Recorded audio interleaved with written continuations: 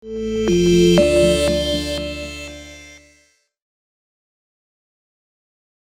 Ibu sekalian, hari ini tema saya adalah kunci memindahkan gunung, ya. Saya percaya mendengar kesaksian dari Ibu Rosa tadi ya, Pak Eko, kita semua bersemangat ya bahwa selalu ada harapan, selalu ada mujizat di dalam Tuhan karena Dia adalah Yesus pembuat segala mujizat. Ya, mujizat itu makanannya Yesus sehari-hari ya. Nah, kita baca dari Matius 17 ayat 14 sampai 21 dikatakan Yesus menyembuhkan seorang anak muda yang sakit ayan. Ketika Yesus dan murid-muridnya kembali kepada orang banyak itu, datanglah seorang mendapatkan Yesus dan menyembah. Katanya, Tuhan, kasihanilah anakku. Ia sakit ayan dan sangat menderita. Ia sering jatuh ke dalam api dan juga sering ke dalam air. Aku sudah membawanya kepada murid-muridmu, tetapi mereka tidak dapat menyembuhkannya. Maka kata Yesus, hai kamu angkatan yang tidak percaya dan sesat, berapa lama lagi aku harus tinggal di antara kamu? Berapa lama lagi aku harus sabar terhadap kamu? Bawalah anak itu kemari. Dengan keras Yesus menegur dia. Lalu keluarlah setan itu daripadanya dan anak itu pun sembuh seketika itu juga. Kemudian murid-murid Yesus datang dan ketika mereka sendirian dengan dia, bertanyalah mereka, mengapa kami tidak dapat mengusir setan itu? Ia berkata kepada mereka, karena kamu kurang percaya. Sebab aku berkata kepadamu, sesungguhnya sekiranya kamu mempunyai iman sebesar biji sesawi saja, kamu dapat berkata kepada gunung, dalam kurung ya, saya kasih note, itu masalah ya. Ini pindah dari tempat ini ke sana, maka gunung ini akan pindah dan takkan ada yang mustahil bagimu. Jenis dalam tanda kurung saya garis bawahi ketidakpercayaan ini tidak dapat diusir kecuali dengan berdoa dan berpuasa. Bapak Ibu kita lihat bagaimana Yesus menghandle, bagaimana Yesus menghadapi sakit penyakit ya. Dikatakan Yesus berkata bawalah anak itu kemari. Itu yang pertama ya. Jadi Yesus langsung menghadapi penyakit itu. Yesus langsung menghadapi sakit penyakit yang dialami oleh anak muda yang sakit ayan itu. Dan dengan keras Yesus menegur dia. Artinya apa? Menegur itu bicara tentang menengking, menolak ya, merebuke ya, bahasa Inggrisnya rebuke ya, menolak, ditengking ya, diusir. Lalu keluarlah setan itu daripadanya, dari anak itu ya. Dan anak itu pun sembuh seketika itu juga. Jadi Bapak Ibu, pertama, Yesus lakukan apa? Dia menghadapi sakit penyakit itu langsung, straight ya, langsung berhadapan. Terus dia berkata apa? Dia langsung menegur, langsung berkata kepada penyakit itu keluar, dia usir langsung dan seketika itu juga keluarlah setan itu. Nah, murid-muridnya melihat itu semua. Terus kemudian dalam kesempatan lain murid-muridnya bertanya kepada Yesus, kok kami nggak bisa ngusir setan itu? Masalahnya di mana? Nah, Yesus menjelaskan kepada mereka, karena kamu kurang percaya. Ya, jadi kata-katanya karena kamu kurang percaya. Kuncinya adalah kepercayaan. Kuncinya adalah kurang percaya. Sebab aku berkata kepadamu, sesungguhnya sekiranya kamu punya iman sebesar biji sesawi saja, kamu dapat berkata kepada gunung atau kepada masalah ini atau kepada penyakit ini, pindah dari tempat ini ke sana. Maka gunung ini atau penyakit ini atau masalah ini akan pindah dan takkan ada yang mustahil bagimu.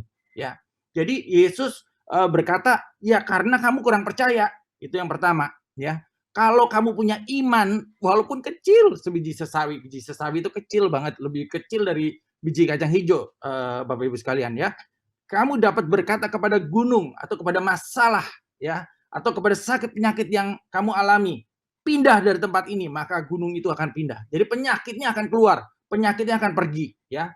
Kuncinya adalah kurang percaya. Jadi perlu ditambahkan kepercayaan ya. Kita akan bahas.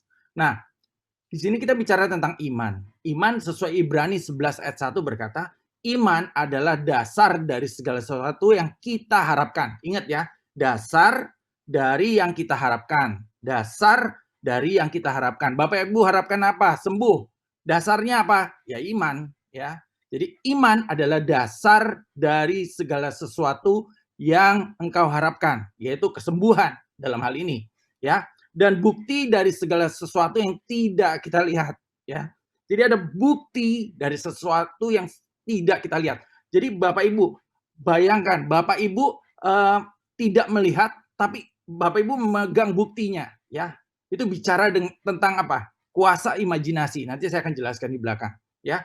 Jadi ingat ya, iman adalah dasar dari apa yang kita harapkan, bukti dari apa yang belum kita lihat atau yang tidak kita lihat, ya. Tetapi kita udah pegang buktinya, evidence, ya, kita udah pegang buktinya, ya.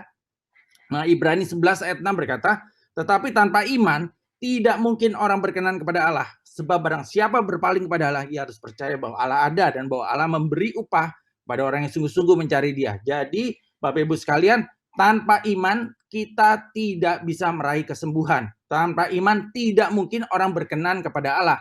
Jadi, ingat Bapak Ibu sekalian, iman itu dasar untuk segala sesuatu yang kita harapkan, dan bukti yang kita pegang, evidence yang kita pegang, ya, dari segala sesuatu yang belum atau tidak kita lihat saat ini. Nah, saya akan membahas tentang ketidakpercayaan. Apa itu ketidakpercayaan? Yaitu suatu bentuk keraguan atau kebimbangan akan sesuatu. Ketidakyakinan yang timbul di dalam hati sekecil apapun ya, dan pikiran, serta menyebabkan penolakan terhadap mempercayai sesuatu hal. Jadi kontraproduktif, sesuatu yang menarik iman kepada sisi yang negatif, ya, yang merontokkan iman, itu adalah ketidakpercayaan. Walaupun itu sifatnya keraguan dan kebimbangan, sekecil apapun juga itu tetap ketidakpercayaan. Ya, ketidakpercayaan terhadap janji atau berita baik menyebabkan hal yang kontraproduktif, di mana bukan saja tidak menerima hal yang baik, namun juga kehilangan kesempatan atau opportunity dan bahkan menolak hal tersebut terjadi dalam kehidupannya. Jadi Bapak Ibu, hati-hati dengan ketidakpercayaan, hati-hati dengan segala sesuatu yang melemahkan iman kita, ya. Keraguan-raguan, kebimbangan, kadang-kadang itu datang dari lingkungan Bapak Ibu sekalian, dari orang-orang terdekat Bapak Ibu sekalian, bisa juga dari dokter, ya. Oh, ini vonisnya begini, wah mulai bimbang, mulai ciut hatinya, waduh mulai nggak percaya bahwa Tuhan sanggup menyembuhkan. Itu bisa dari mana-mana, ya. Bisa dari Bapak Ibu browsing-browsing di internet, wah penyakit ini ternyata sulit ya sembuhnya ya, frekuensinya atau probabilitasnya kecil ya untuk orang disembuhkan dengan penyakit ini, dan timbullah ketidakpercayaan. Jadi ketidakpercayaan itu bisa timbul dari mana-mana sumbernya, ya, membuat keraguan atau kebimbangan. Hati-hati dengan ketidakpercayaan. Bapak Ibu harus menolak semua hal-hal yang membuat Bapak Ibu ragu tentang firman Tuhan. Nah, Matius 21 ayat 18 sampai 22 ya. Dari terjemahan The Passion Translation saya ambil. Saat berjalan kembali ke kota keesokan harinya, ia merasa lapar. Yesus merasa lapar ya. Ia melihat sebatang pohon ara di sisi jalan dan berjalan ke sana untuk melihat apakah ada buah di atasnya. Tetapi tidak ada, dia hanya menemukan dedaunan. Jadi ia berbicara kepada pohon ara dan berkata, kamu akan mandul dan tidak akan pernah berbuah lagi. Seketika pohon ara itu layu tepat di depan mata mereka. Jadi seketika ya. Terheran-heran murid-muridnya bertanya, bagaimana engkau membuat pohon ara ini langsung layu dan mati? Yesus menjawab, dengarkan kebenaran ini. Atau dengan kata lain, Yesus bilang, camkan kebenaran ini, garis bawahi kebenaran ini. Yang lain boleh lupa, yang ini nggak boleh lupa. Dengarkan kebenaran ini. Jika kamu tidak meragukan kuasa Tuhan dan berbicara dengan kepenuhan iman, kamu dapat menjadi orang-orang yang mengucapkan perkataan kepada sebatang pohon, dan pohon itu akan menjadi layu. Bahkan lebih daripada itu, kamu dapat berkata kepada gunung ini, terangkatlah dan tercampaklah ke dalam laut. Dan itu akan terjadi. Segala sesuatu yang kamu minta dalam doa dengan kepenuhan iman. Ingat, kepenuhan iman. Kamu akan menerimanya. 2 kali Yesus bilang, kepenuhan iman. 2 kali Yesus bilang tentang kepenuhan iman. Apa itu kepenuhan iman? Yaitu iman yang utuh, iman yang solid. Tidak ada keraguan di dalamnya. Tidak ada ketidakpercayaan. Jadi Bapak Ibu sekalian, kalau kita percaya kepada Tuhan, percayanya itu harus penuh. Ya, percayanya harus utuh. Percayanya harus bulat. Ya. Jika kamu tidak meragukan kuasa Tuhan dan berbicara dengan kepenuhan iman, kamu dapat menjadi orang yang mengucapkan perkataan kepada sebatang pohon dan pohon itu akan menjadi layu. Segala sesuatu yang kamu minta dalam doa dengan kepenuhan iman, kamu akan menerimanya. Jadi Bapak Ibu sekalian, ya, kuncinya adalah iman. Kuncinya adalah iman, ya. Yang tadi dikatakan kuncinya adalah menolak ketidakpercayaan. Tidak boleh ada ketidakpercayaan. Jadi satu, kepenuhan iman. Yang kedua adalah tidak boleh ada ketidakpercayaan atau keraguan atau kebimbangan. Ya. Nah, ini adalah fakta. Yesus benci penyakit dan selalu ingin menyembuhkan. 17 kali dalam Injil, Yesus menyembuhkan semua orang sakit yang berkumpul secara bersamaan. Jadi secara kolektif, orang berkumpul di satu tempat, 17 kali dicatat dalam Injil, Yesus langsung menyembuhkan. Satu kelompok di gunung, satu kelompok di pantai, satu kelompok di mana aja tuh, satu kelompok. Jadi 17 kali ya, secara massal, ya KKR lah ini. 17 kali dalam Injil, Yesus menyembuhkan orang sakit yang berkumpul bersamaan. 47 kali Yesus menyembuhkan satu atau dua orang dalam satu kali waktu yang bersamaan. Contohnya, ya, perempuan yang memegang 12 tahun pendarahan, memegang asal kupegang jubahnya aku sembuh. Itu hampir bersamaan dengan Yesus menyembuhkan anak Yairus, ya. Itu bersamaan, ya. Jadi Yesus 47 kali menyembuhkan satu atau dua orang dalam satu kali waktu yang bersamaan, yang tidak berbeda jauh. Nah, kita tidak pernah menemukan Yesus menolak untuk menyembuhkan seseorang atau sekelompok orang. Ya, dengan pernyataan ini bisa dipastikan bahwa tindakan Yesus menjadi bukti yang kuat bahwa kehendak Tuhan selalu itu ingin menyembuhkan kita. Ya, jadi Bapak Ibu, penyakit bukan dari Tuhan. Ya, penyakit bukan dari Tuhan. Penyakit bukan dari Tuhan, ya, karena Tuhan tidak pernah memberi penyakit dan Tuhan selalu mau menyembuhkan, ya. Tidak pernah Yesus tidak menyembuhkan. Orang yang datang pasti disembuhkan, ya. Oke. Nah, ini adalah otoritas dan kuasa yang Yesus berikan kepada orang percaya. Yang pertama adalah mengusir setan demi nama Yesus. Yang kedua berbicara dalam bahasa-bahasa baru. Ya, ini saya rangkum ya, otoritas yang Tuhan berikan. Yang ketiga adalah kesembuhan dari sakit penyakit. Terus juga atas masalah keuangan. Kuasa untuk mengikat dan melepaskan. Otoritas mengikat dan melepaskan. Apa yang kamu ikat di bumi akan terikat di surga. Apa yang kamu lepaskan di bumi akan terlepas di surga. Terus kemudian Tuhan memberikan otoritas menginjak ular dan kalajengking, yaitu pekerjaan-pekerjaan iblis, ya, mempermalukan pekerjaan iblis, bahkan atas racun maut, ya. Terus kemudian terakhir menumpangkan tangan atas orang sakit dan menyembuhkannya. Ini adalah otoritas yang Yesus berikan kepada orang percaya. Jadi Yesus mati di kayu salib. Dia memberikan otoritas ini semua kepada setiap kita anak-anaknya. Jika Bapak Ibu telah menerima Tuhan Yesus sebagai Tuhan dan Juru Selamat, Bapak Ibu pasti bisa melakukan ini. Bapak Ibu bisa menang atas semua ini. Karena apa? Otoritas itu, kuasa itu sudah diberikan Tuhan kepada Bapak Ibu sekalian. Nah, ada 3 langkah memindahkan gunung. Kita bicara gunung ini penyakit ya, dalam MHI ya. Ini gunungnya dipindahkan ya. Ada 3 langkah meraih kemenangan. Yang pertama, ya, Bapak Ibu, bangkitkan iman sebagai indera keenam. Itu dasarnya ada di dalam Ibrani 11 ayat 1 ya. Jadi sekalipun indera kita melihat, mendengar, merasakan sakit, kita harus lebih mempercayai indera keenam kita, yaitu iman ya. Karena iman adalah dasar dari yang diharapkan dan bukti dari yang tidak terlihat ya. Jadi Bapak Ibu sekalian ya, jangan mengandalkan kelima indera yang lain, tapi utamakan indera keenam yaitu iman ya, harus dibangkitkan. Bangkitkan iman, bangkitkan iman. Dengan apa? Memperkatakan firman. Bangkitkan iman dengan apa? Membaca dan merenungkan firman. Bangkitkan iman dengan apa? Mendengarkan khotbah-khotbah rohani. Bangkitkan iman dengan apa? Mendengarkan kebenaran firman Tuhan, ya. Membaca kebenaran firman Tuhan. Ya, bangkitkan iman kita. Bangkitkan iman kita. Itu adalah indera keenam kita, ya. Iman, ya. Yang merupakan dasar dari yang diharapkan dan bukti dari yang tidak terlihat. Yang kedua adalah tadi berkata kepada gunung masalahmu, dasarnya Matius 17 ayat 14 sampai 21. Katakan kepada gunung masalahmu bahwa engkau sudah sembuh. Hardik, tolak, usir sakit penyakitmu dengan perkataan iman yang keluar dari otoritas Tuhan yang ada di dalam dirimu. Jadi harus berani berkata-kata kepada gunung masalahmu, kepada penyakitmu, keluar, kamu keluar semua sakit penyakit, keluar saat ini, keluar, aku perintahkan, keluar, perintahkan ya. Berkata-kata ya dengan suara yang nyaring, perintahkan semua sakit penyakit ya. Jangan penyakit itu diminta baik-baik gitu ya, "Tolong dong kamu keluar ya, sakit penyakit ya, saya udah nggak mau sakit lagi, tolong ya," gitu ya.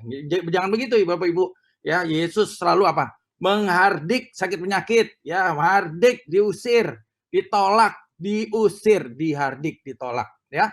Yang ketiga adalah imajinasikan kesembuhanmu dan bertindaklah. Dasarnya dari Yesaya 26 ayat 3. Itu bahasa Ibrani yester atau imajinasi. Nah, bayangkan dalam imajinasi Bapak Ibu sekalian, kesembuhanmu sendiri, ya. Bayangkan kondisi dirimu sehat dan sembuh. Bayangkan serta dapat Bapak Ibu beraktivitas secara normal tanpa halangan sebelumnya ya, seperti sebelumnya. Dan mulai bertindak, bangkit dan berjalanlah Tuhan bilang ya. Jadi mulai gerakan tubuh Bapak Ibu sekalian secara online saya nggak bisa Bapak Ibu memegang tangan Bapak Ibu untuk membangkitkan dan menyuruh Bapak Ibu berjalan, tetapi Bapak Ibu harus bertindak sendiri ya. Bangkit dan berjalanlah, bersikaplah sebagai orang yang sembuh. Ya, kalau Bapak Ibu tahu Bapak Ibu telah menerima warisan dari Tuhan Yesus, yaitu kesembuhan ketika dia mati di kayu salib, keselamatan dan kesembuhan itu sudah dia berikan oleh bilur-bilurnya kita menjadi sembuh. Maka ya bertindaklah seperti, bersikaplah seperti orang sembuh ya. Mulai bangkit dan berjalanlah ya, jangan diam aja tempat tidur, mulai bergerak, gerakan tubuh. Bapak Ibu paksa untuk bangkit dan berjalan. Imajinasi itu dikatakan adalah rahim rohani, di mana kita mengandung setiap janji Tuhan ya. Imajinasi kita ya. Jadi Bapak Ibu bayangkan, imajinasikan Bapak Ibu sembuh ya. Tadi iman itu kan adalah bukti dari segala sesuatu yang tidak terlihat. Bapak Ibu belum lihat kesembuhannya, Bapak Ibu belum lihat, tetapi Bapak Ibu bisa melihat itu secara imajinasi. Itu ada buktinya, bukti dari yang tidak terlihat, yaitu diimajinasikan di dalam pikiran Bapak Ibu masing-masing. Makanya penting menjaga pikiran kita kudus, penting menjaga pikiran kita dengan firman Tuhan. Yang diimajinasikan adalah kesembuhan kita. Yang diimajinasikan adalah kemenangan-kemenangan yang Tuhan janjikan bagi kita. Oke. Ini adalah cara kerja kesembuhan ya. Secara de jure ya, ini Tuhan sudah lakukan ya. Ketika dia mati di kayu salib ya, dia memberikan penebusan ya, dia memberikan kemenangan di atas kayu salib atas dosa ya, yang pertama. Terus kedua, kemenangan atas sakit penyakit ya, dikatakan oleh bilur-bilurnya kamu telah disembuhkan ya. Kemenangan dari belenggu-belenggu permasalahan hidup ya. Jadi Bapak Ibu sudah dibebaskan ya, dibebaskan dari sakit penyakit, dibebaskan dari dosa, dari semua permasalahan hidup. Bapak Ibu itu sudah menang secara de jure ya. Jadi itu Tuhan Yesus sudah lakukan ya ketika ini di kayu salib yang sisi kiri ya secara de jure ya. Bapak Ibu sudah memperoleh janji, Bapak Ibu telah melihat deklarasi kemenangan Tuhan Yesus di kayu salib, dan Bapak Ibu telah mendapat keputusan dari Tuhan. Kamu sudah dibebaskan dari dosa, kamu dibebaskan dari belenggu-belenggu dosa, belenggu apapun juga, termasuk sakit penyakit, kamu sudah dibebaskan. Jadi salib itu bicara tentang penebusan, janji yaitu firman Tuhan, dan otoritas yang diberikan secara de jure. Tuhan telah lakukan itu di kayu salib ya, buat setiap kita anak-anak Tuhan ya. Ini sudah Tuhan berikan ya. Nah, kemudian di bagian tengah itu ada hub atau transisi. Ini bagian kita yang harus kita lakukan ya, tadi itu bangkitkan iman sebagai indera keenam, berkata kepada penyakit untuk pergi dan sembuh ya, usir semua sakit penyakit, perkatakan kesembuhan. Yang ketiga adalah imajinasikan kesembuhan kita, bertindak sebagai orang yang sembuh ya, selalu memperkatakan bahwa saya sudah sembuh, dibayangkan terus dan mulai bertindak, mulai bangkit dan berjalanlah. Maka yang terjadi adalah faktanya de facto realisasinya Bapak Ibu akan mengalami kesembuhan fisik. Nah, biasanya Bapak Ibu di tengah ini yang kemudian membutuhkan effort yang lebih, di mana ada iman tadi itu, pergumulannya terhadap keraguan, kebimbangan, ketidakpercayaan itu di tengah-tengah nih ya. Jadi Bapak Ibu harus menang ya, Bapak Ibu harus menang, harus punya iman dan menolak ketidakpercayaan atau kebimbangan dan keraguan ya, mulai bertindak, mulai membangkitkan iman sebagai indera keenam, berkata kepada penyakit, mengusir semua itu, menghardik semua sakit penyakit, dan mengimajinasikan kesembuhan serta bertindak sebagai orang yang sembuh.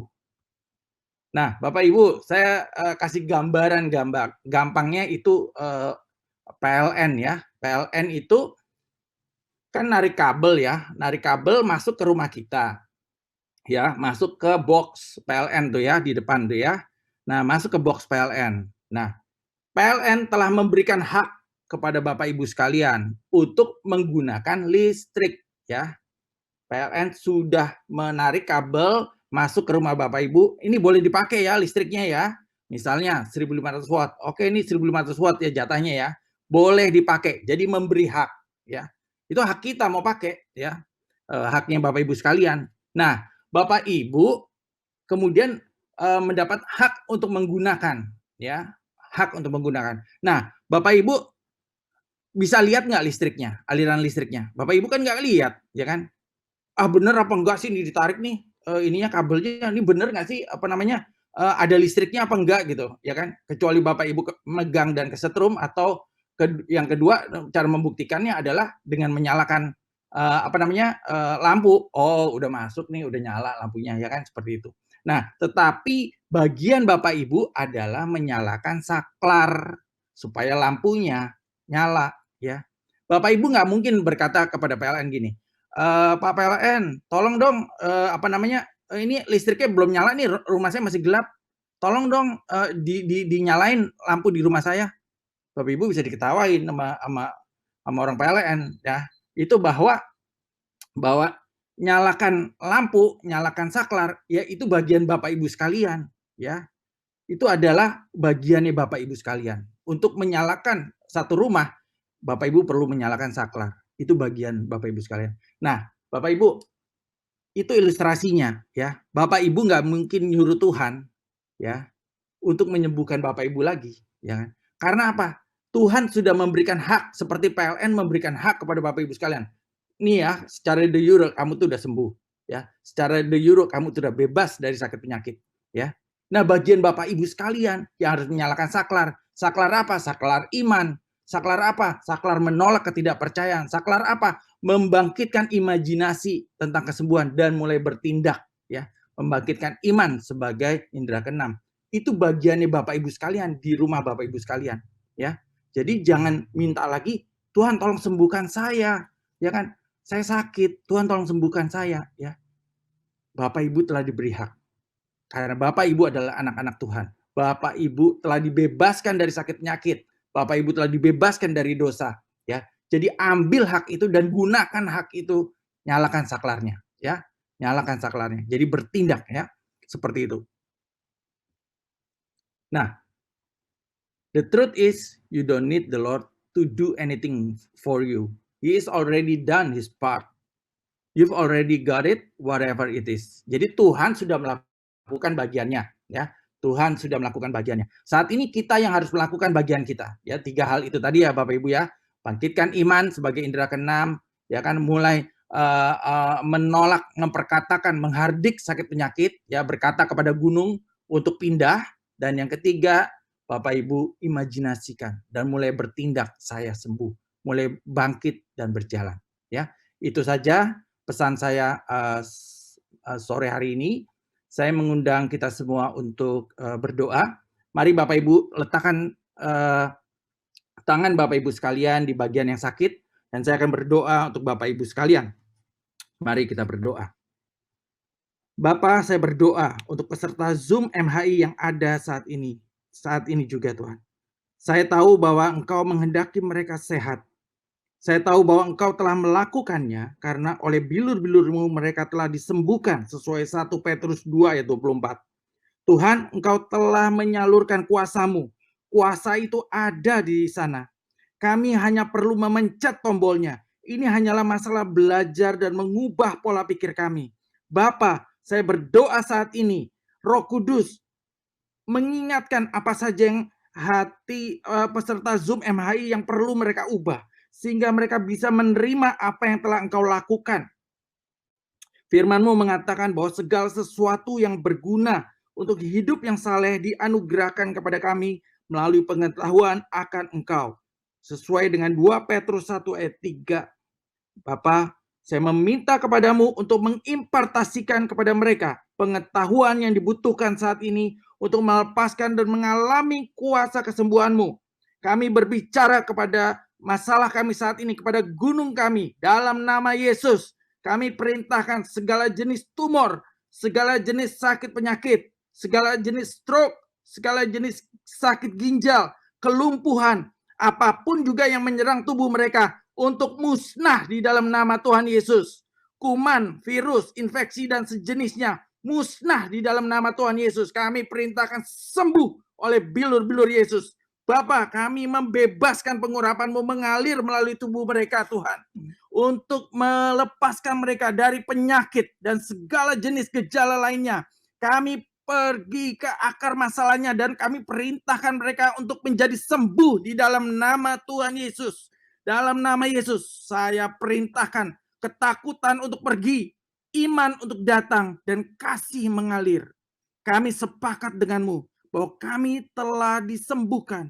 Dan jika kami telah disembuhkan, maka sekarang ini kami benar-benar sembuh di dalam nama Tuhan Yesus. Bapa, kami berterima kasih karena Engkau ingin agar kami sehat. Kami menerima itu di dalam nama Tuhan Yesus dengan iman percaya kami. Haleluya. Amin. Tuhan memberkati.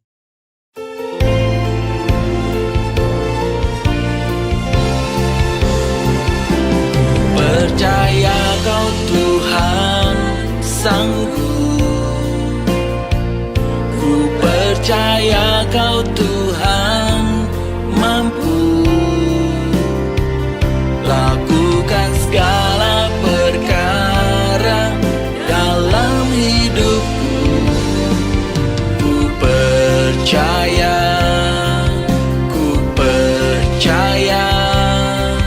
penuh. Ku percaya Kau Tuhan sanggup, ku percaya Kau Tuhan mampu lakukan segala